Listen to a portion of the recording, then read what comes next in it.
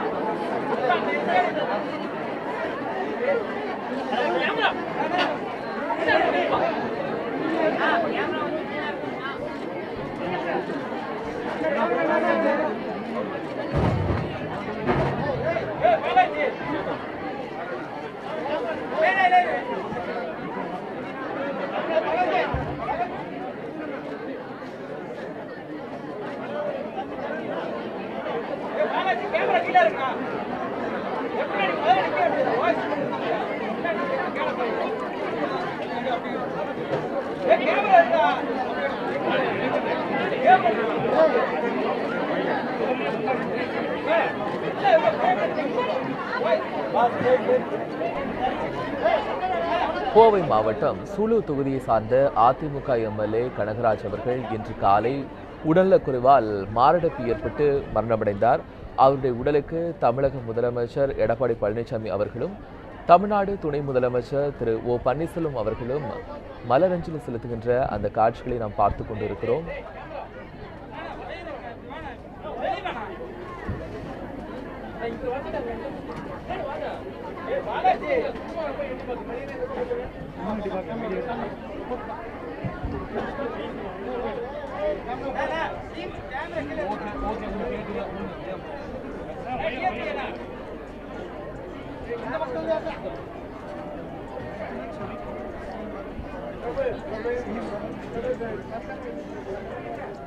மறைந்த அதிமுக எம்எல்ஏ சூலூர் கனகராஜ் அவர்களுடைய உடலுக்கு தமிழக முதலமைச்சர் மற்றும் துணை முதலமைச்சர் இரங்கல் தெரிவித்து அவருடைய குடும்பத்தினருக்கு ஆறுதல் தெரிவித்துக் கொண்டிருக்கிற காட்சிகளை பார்த்துக் கொண்டிருக்கிறோம். இது தொடர்பான தகவலை அங்கு இருக்கக்கூடிய நம்முடைய செய்தியாளர் பிரசாந்திடம் கேட்கலாம். பிரசாந்த், தமிழக முதலமைச்சர் மற்றும் துணை முதலமைச்சர் மறைந்த சூலூர் எம்எல்ஏ அவர்களுடைய இல்லத்திற்கு வந்து அஞ்சலி செலுத்திக் கொண்டிருக்கிற காட்சிகளை பார்க்கிறோம். தற்போது அங்கு இருக்கக்கூடிய அந்த சூழல்கள் கள நிலவரத்தை பதிவு செய்யுங்க. கோபால், அதாவது இன்று காலை அதிகாலை மரணமடைந்த சூலூர் சட்டமன்ற உறுப்பினர் கனகராஜன் உடலுக்கு பல்வேறு கட்சியினர் காலை முதலே அஞ்சலி செலுத்தினார்கள்.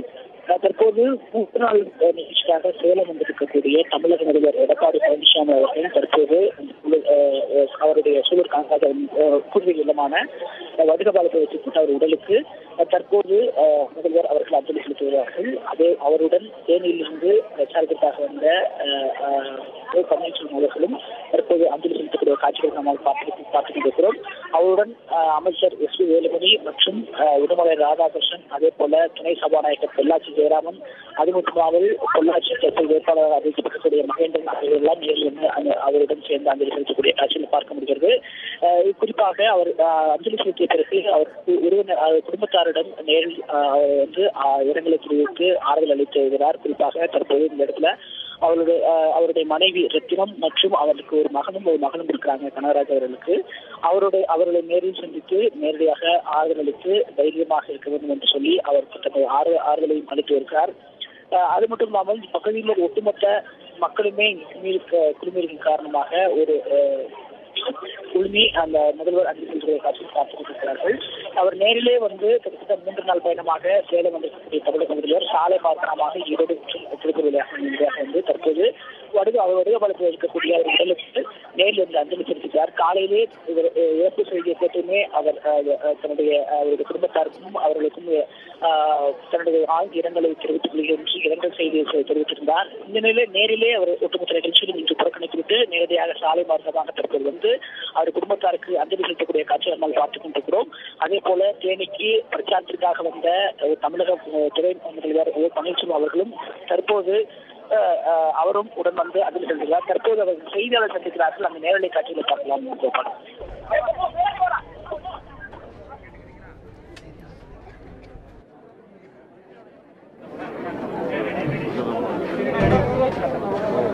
Thank you.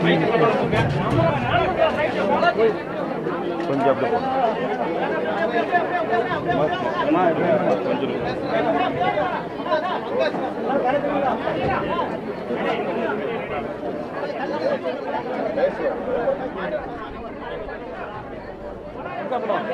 அப்படி தம்பி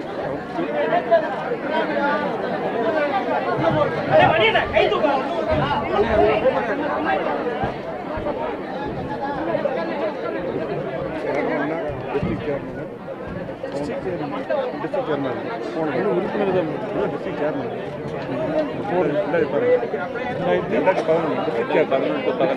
டிஸ்ட்ரிக்ட் சேர்மன் நான் தான் சேர்மன்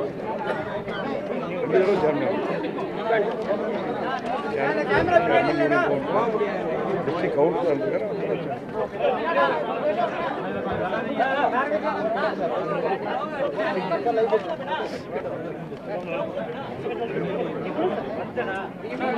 சூழல் சட்டத்தில்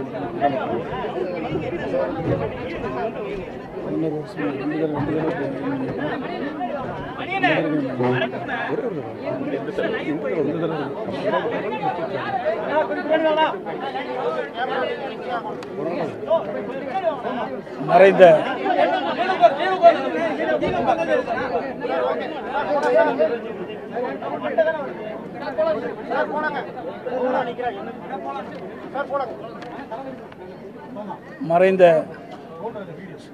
திரு ஆர் கனகராஜ் அவர்கள் ஆரம்பகால தொண்டராக இருந்து சிறப்பாக கழகத்திலே பணிபுரிந்தவர். அவர் வி வடுகபாளையத்தினுடைய கிளைக்கழக செயலாளராக தன்னுடைய பணியை துவங்கி படிப்படியாக கழகத்துக்காக உழைத்து கழகத்திலே பல்வேறு பொறுப்புகளை பெற்று பொதுமக்களிடத்திலும் கழக தொண்டரிடத்திலும் எளிமையாக பழகி அனைவருடைய அன்பையும் பெற்றவர் மறைந்த சட்டப்பேரவை உறுப்பினர் கனகராஜ் அவர்கள். அவர் ஒன்றிய கழக துணைச் செயலாளராகவும் ஒன்றிய கழக அவைத்தலைவராகவும் கழகத்திலே பொறுப்புகளை வைத்து சிறப்பான முறையிலே கழகத்திலே பணியாற்றியவர்.